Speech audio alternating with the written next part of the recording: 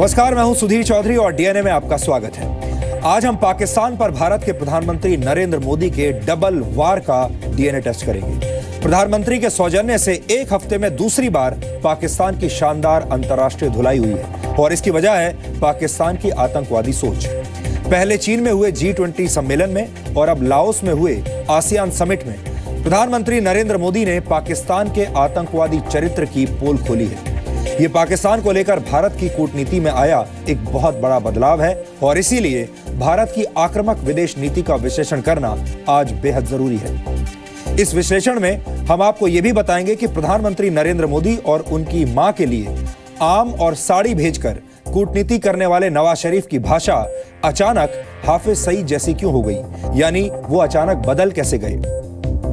नवाज शरीफ और नरेंद्र मोदी के बीच एक कूटनीतिक मिठास अब तक दिखाई देती थी। कुछ समय पहले तक नवाज शरीफ भारत के साथ सहयोग भी कर रहे थे और पाकिस्तान में भारत की बातों को गंभीरता से लिया जा रहा था।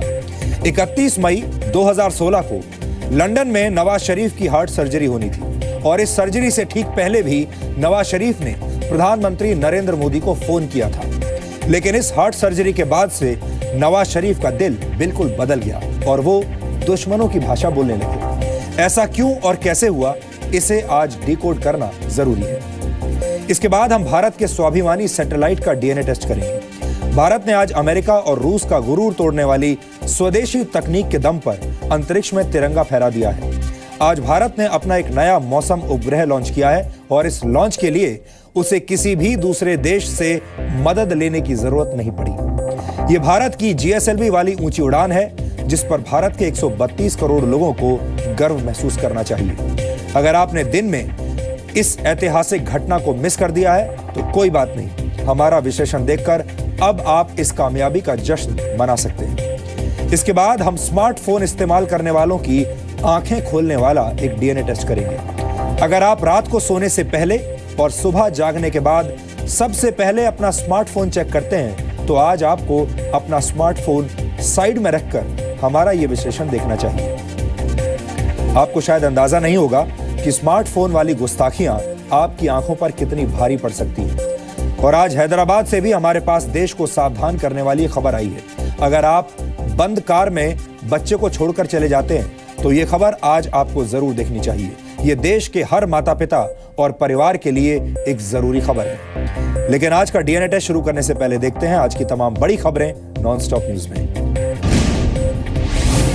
प्रधानमंत्री मोदी ने पाकिस्तान को आतंकवाद निर्यात करने वाला देश बताया है। आसियान सम्मेलन के दौरान प्रधानमंत्री नरेंद्र मोदी ने पाकिस्तान का नाम लिए बिना कहा कि हमारे पड़ोस में एक ऐसा देश है जो आतंकवाद को पैदा करने और उसे निर्यात करने के काम में ही लगा हुआ है। Rising export of terror, growing radicalisation through ideology of hatred and spread of extreme violence define the landscape of common security threats to our societies. The threat is local, regional and transitional at the same time.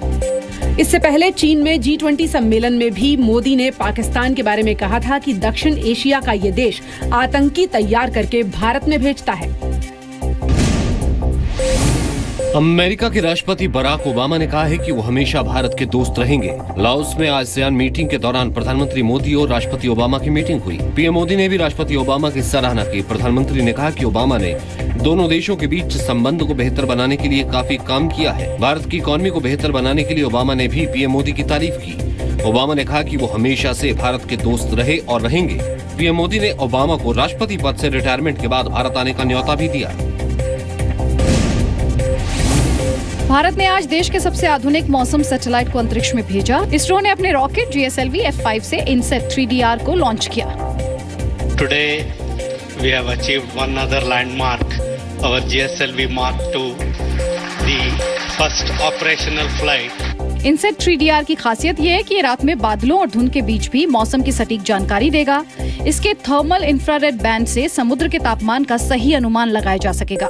ये satellite radio message को पहचान कर coast guard को alert करने का काम करेगा, जिससे समुद्र में मुश्किलों में फंसे लोगों तक जल्द मदद पहुंचाई जा सकेगी। राष्ट्रपति ने इस कामयाबी के लिए इसरो की टीम को बधाई दी है। दिल्ली हाईकोर्ट ने केजरीवाल सरकार के 21 संसदीय सचिवों की नियुक्ति रद्द कर दी है। हाईकोर्ट ने संसदीय सचिवों के पद को लाभ का पद माना और कहा कि संसदीय सचिवों की नियुक्ति उपराज्यपाल की मंजूरी के बिना हुई है, इसीलिए इसे असंवैधानिक मानकर रद्द किया जाता है। इस सरकार को अब जवाब देना चाहिए कि आपने ऑफिस ऑफ प्रॉफिट यानी कि 7 की जगह 28 मंत्री कैसे बनाए। इलेक्शन कमीशन में जो मामला सदस्यता को लेकर के अरविंद केजरीवाल का आज दिल्ली से लेकर पंजाब तक जबरदस्त विरोध हुआ। सुबह जब केजरीवाल नई दिल्ली रेलवे स्टेशन पहुंचे तो बीजेपी की महिला कार्यकर्ताओं ने घेराव किया। बीजेपी कार्यकर्ताओं ने केजरीवाल को चूड़ियां दिखाई। दिल्ली नहीं संभाल सकता, उसको होगा कि महिला बन के घर में बैठ जाए। आप देख रहे हैं दीदी, हमारे साथ जिस तरह से वो धक्का-मुक्की करवा रहा था पुलिस ने। पंजाब पहुंचने पर लुधियाना रेलवे स्टेशन पर भी केजरीवाल का विरोध हुआ। कांग्रेस और अकाली दल के कार्यकर्ताओं ने प्रदर्शन किया। महिला कार्यकर्ताओं ने केजरीवाल को काले झंडे दिखाए। पंजाब दौरे पर पहुंचे केजरीवाल ने कहा विरोधी उन्हें बदनाम करने की साजिश में लगे हैं। जैसे ही चुनाव आएंगे सुखबीर बादल आपके खिलाफ कुछ न कुछ साजिशें रचनी चालू करेगा। सीडी आएंगी, आरोप लगेंगे, लोग खड़े होंगे, वो शुरू हो गया अब दौर।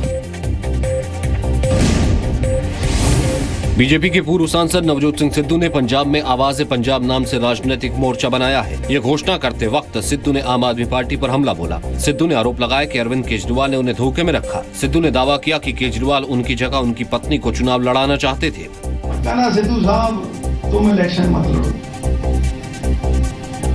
घरवाली को लड़ा दो, हम उसको मंत्री बना देंगे। सिद्धू ने पंजाब की अकाली बीजेपी सरकार पर भी निशाना साधा।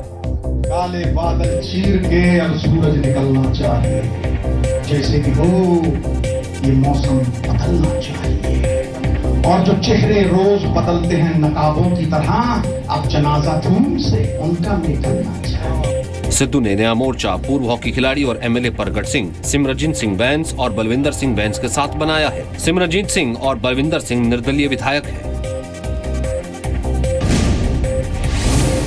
गुजरात के सूरत में आज बीजेपी अध्यक्ष अमित शाह के एक कार्यक्रम में हंगामा हो गया। पाटीदार अनामत आंदोलन समिति के कार्यकर्ताओं ने बीजेपी अध्यक्ष के विरोध में नारे लगाए और तोड़फोड़ भी की। अमित शाह का भाषण शुरू होते ही प्रदर्शनकारियों ने कुर्सियां उठाकर फेंकनी शुरू कर दी। इस कार्यक्रम में गुजरात के मुख्यमंत्री विजय रूपाणी भी मौजूद थे। पाटीदार अभिवादन समारोह समिति ने बीजेपी के 43 पाटीदार विधायकों के सम्मान के लिए कार्यक्रम आयोजित किया था। इस कार्यक्रम से पहले कल अमित शाह के खिलाफ पोस्टर भी लगाए गए थे, जिसमें अमित शाह की तुलना जनरल डायर से की गई थी।